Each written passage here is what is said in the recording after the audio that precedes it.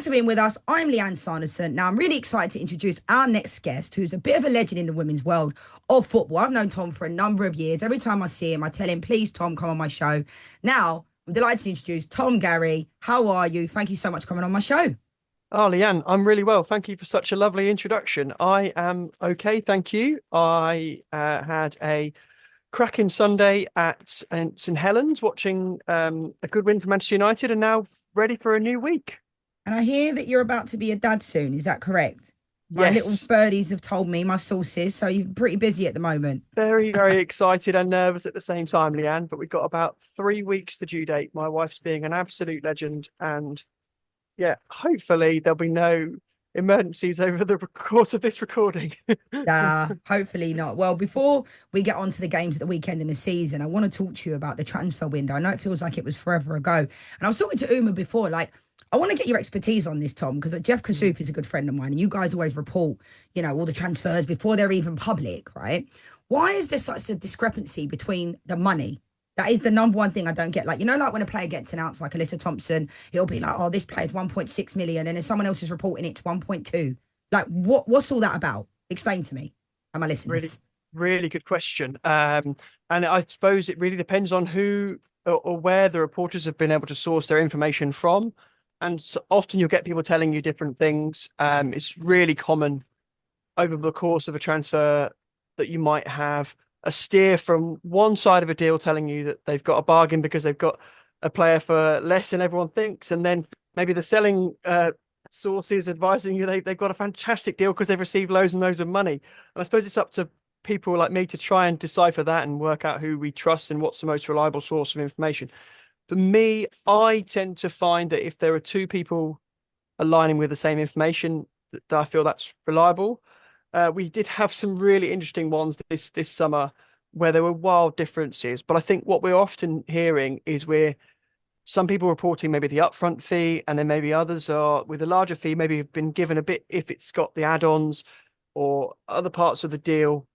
It's very rare that it's quite simplistic because it's just one single flat fee. So, and I suppose the honest answer, it being slightly self-deprecating, is it just depends on how whether or not we get it completely spot on, and we probably don't always get it completely spot on because we are very much at the mercy of those we're I, trusting for I the don't, information. yeah, no, I don't see it as a you problem. I see it as a them problem because I think this doesn't really happen in the men's game. Like in the men's game, it's almost like we're talking like a few thousand difference. But like, I feel like because everyone's trying to break a story, oh, this is the biggest transfer, the club's own egos are part of that as well because they want to be the world record breaking, fees that are being involved. But like, it's fantastic either way because, the fact that we're seeing £1 million transfers, me and Uma have spoken about it on the show for the last 2 years. When do we think we'll see it? And we've seen it a few times already.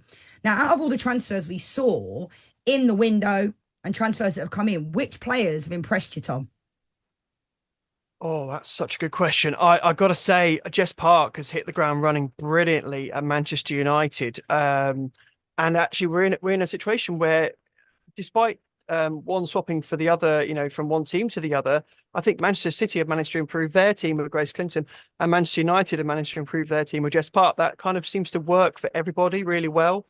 Of the big money deals, I've been so impressed with Olivia Smith. I think she's dealt with the pressure of being that landmark first £1 million player really well, and just seems to be flourishing a little bit more in the Arsenal attack than last season with Liverpool. And I think we'll just see her getting better and better and better. And then with Guioro and Thompson, I think they'll come good. It just needs a bit more time. They're just going to need they're not playing badly. They're just going to see the best of them. It will take a little bit more time for them to settle, get used to their new teammates, get the cohesion. Yeah, I think to answer your question, I think I'd have to point to Jess Park. I think she's really transformed Manchester United the way they're playing. Yeah, she looks like she's been there forever. Sometimes see people in a certain kit, even Grace Clinton at City, Mm. like she just looks like she's fitted in there seamlessly. Now, it's been a fantastic start to the season, Tom, in the WSL. You've been super busy at The Guardian, as we know. Now, I want to run through the weekend's results. We have to start with Chelsea, 4-0 against West Ham. I said on our preview show, West Ham were going to be my dark horses this year. They still could be, but like, do you think at this point we already are starting to see it's Chelsea's to lose yet again? And I know we're early on, but do you feel that way? Yeah, I agree. I agree with you. I predicted them to win the league before the start of the season. And I think it's really, really hard to look beyond them at the moment just because they're so consistent and they've got so many different ways they can win a game of football.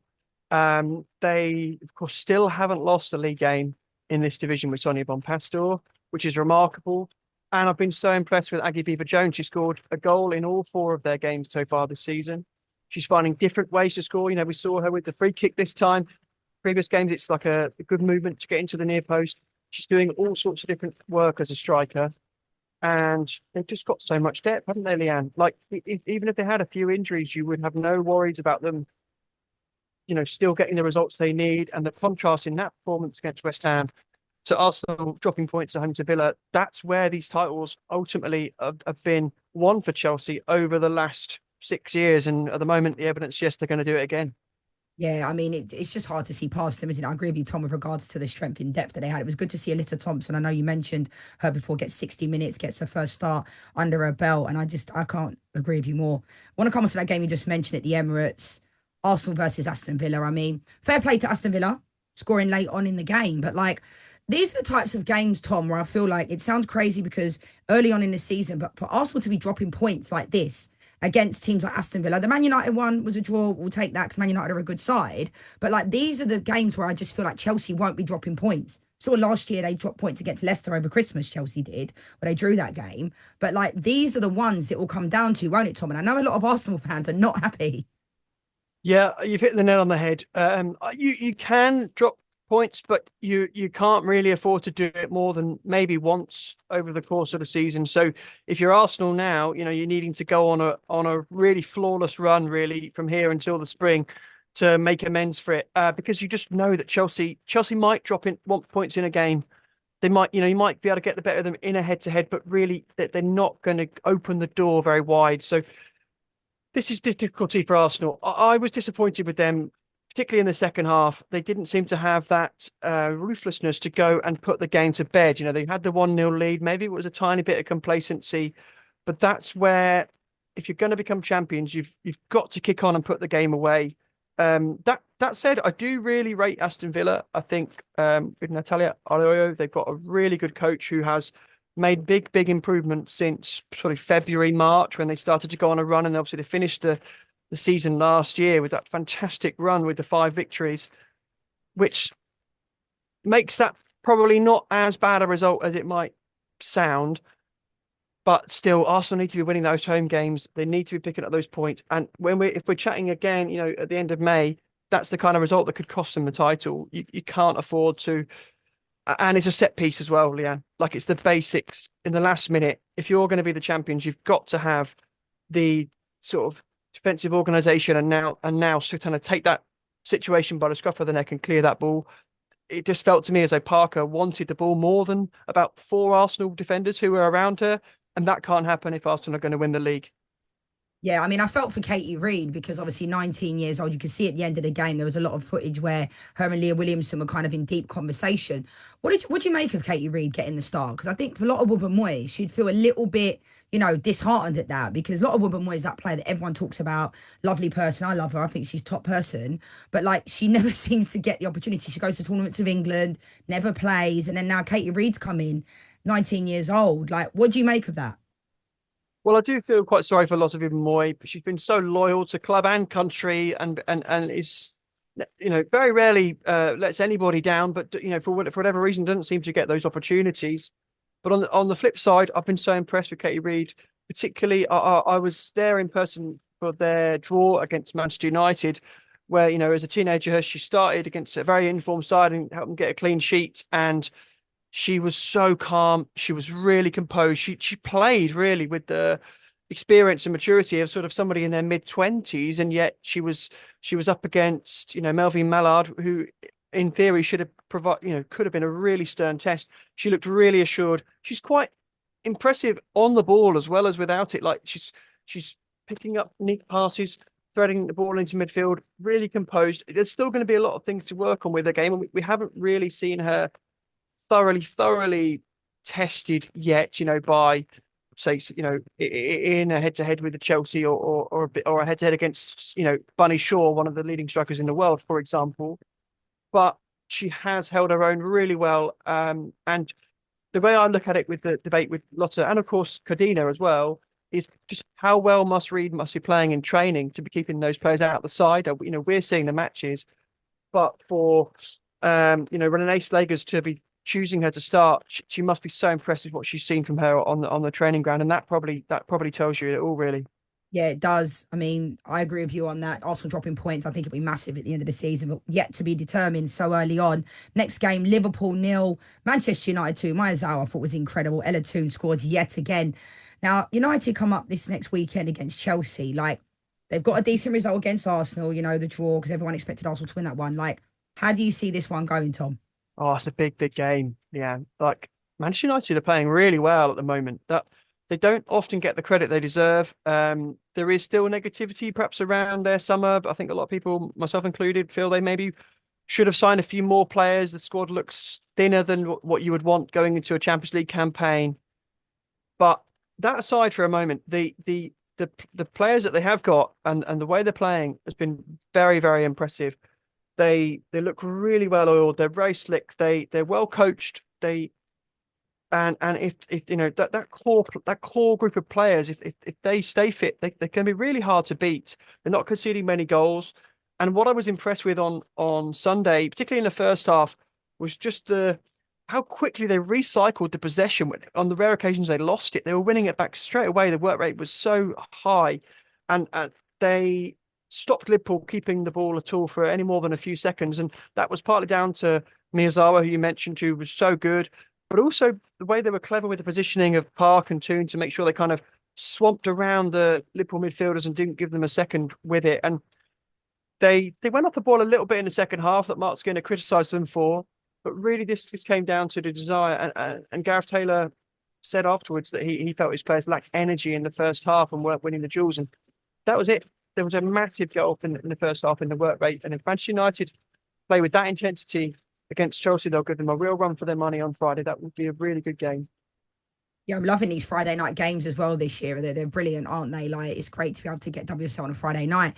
But Liverpool, not been great, have they? 3 games, 3 losses. I know, like, people didn't expect much from Liverpool this year based upon their squad. But they're in trouble, aren't they, Tom? Let's be honest. They look really poor at the moment. Yeah, I think Gareth Taylor needs time. They're going to need more time together as a group. And he's only been there since August. But I look at it this way: like Liverpool now clearly still need a lot of work on the training ground, and I put probably some more quality in through the door. And I'm looking upstairs and I'm looking at why did it take so long to bring in a coach? Really, from the end of February right through to August without a permanent head coach. That's too long. And in the summer transfer window, they sold Olivia Smith for £1 million, but at the moment, the reinvestment doesn't look like it's of the same kind of quality. So that's probably where their issues are going to be. They looked like they were really lacking quality going forward, which is a shame. And there are players in that forward line who are rated so highly. Sophie Roman Hogg, we know what she could do. I think Enderby's shown for years she's got so much potential, but she just isn't really delivering with the goals. That's going to have to change at some point. Like I don't know when they'll start to click and turn, but they're just going to need a bit. They're going to need a confidence boost soon, and they're going to need a bit more time to get used to Gareth's ways and methods. I think and they're going to need to start winning quickly, yeah, aren't they? Because at the moment, they're looking at the bottom. They've already lost to Leicester. West Ham are struggling as well. But, it's hard to see Liverpool not finishing in the bottom 3 on the evidence that we've seen so far this season. And if they conceding goals, sloppy at the back, and not scoring many, it's a bad recipe, isn't it, overall? Next game, Tom. Manchester City 4, London City Lionesses 1. Like, I was probably like, I love Michelle Kang, I say it all the time, but like, everybody was a little bit delusional, I think, about this London City Lionesses team before the season started. Like, people were saying they're going to win the league. People were saying they're making the top 4. No doubt, their training ground announcement was brilliant. Like, look at the facilities they're building, those types of things. But, like, conceding goals like they are, it's not good, is it, Tom? Yeah, the defensive problems are a real worry for them. I agree with you on there was a bit of overhype, probably an unrealistic. We have to remember how big the gap is between WSL 2 and the WSL, and that the previous 2 promoted sides went straight back down. I don't think London City Lionesses will go down, but talk of them competing for Europe at the moment is really unrealistic. I'm curious about the recruitment strategy. They've signed some good players, but they've not signed very many players who have played in the WSL. And sometimes just having that experience of this league and just a bit of, and that's not clearly not true of all the players. You know, they're clearly with the likes of Alana Kennedy and Katie Zellem and many others do have experience in this division. But particularly, I think in the game, I was at their game away at Everton when they actually won the game and played very well. But I was struck by how few of the team had ever played in the WSL before this season. So therefore, it might just, again, a bit like Liverpool, they're going to need a bit of time. But when you sign so many players, you're risking those first few games being a struggle. That said, to caveat all of that, sorry, I've sit on the fence a lot, Lianne, but to caveat all of that, they've had some really tough fixtures, haven't they? Like, Yeah, to be fair. we should expect them to lose at the Emirates. We should expect them to lose at Manchester City away. How many promoted sides, really? And I think I read a great stat that Manchester City have won 25 of their 26 WSL games against newly promoted teams in the WSL, which shows you just how rare it is for a promoted side to go and get anything away at Man City. Where, I mean, it's London City United against Liverpool coming up really soon. So that's probably where we'll get a better measure of both of those teams. London City, if they finish between sixth and ninth, they've had a Yeah, great season, haven't they? Like I agree. to establish themselves in the league. I completely agree with you, and I think it's interesting because Michelle Cam will probably no doubt in the next window bring in even more players because Yeah. I agree with you. I think in years to come they'll be pushing up there. They've got the right idea. They've got the great foundation. Now, fair play to London City Lionesses putting their money where their mouth is. I want to talk about City though. Let's give them a little bit of credit. 4-1 win. What have you made of them this year? Last year, at one point, it looked like they were going to push Chelsea. Then they had all those injuries to their top players, didn't they? If they can keep everyone fit, Tom, how much can they push Chelsea? I think they'll be in the race, Leanne, because they haven't got the Champions League football to juggle. So they've got a really good chance of keeping the core squad quite fresh. Um, Bunny Shaw looks in good form again, which is great to see for the league.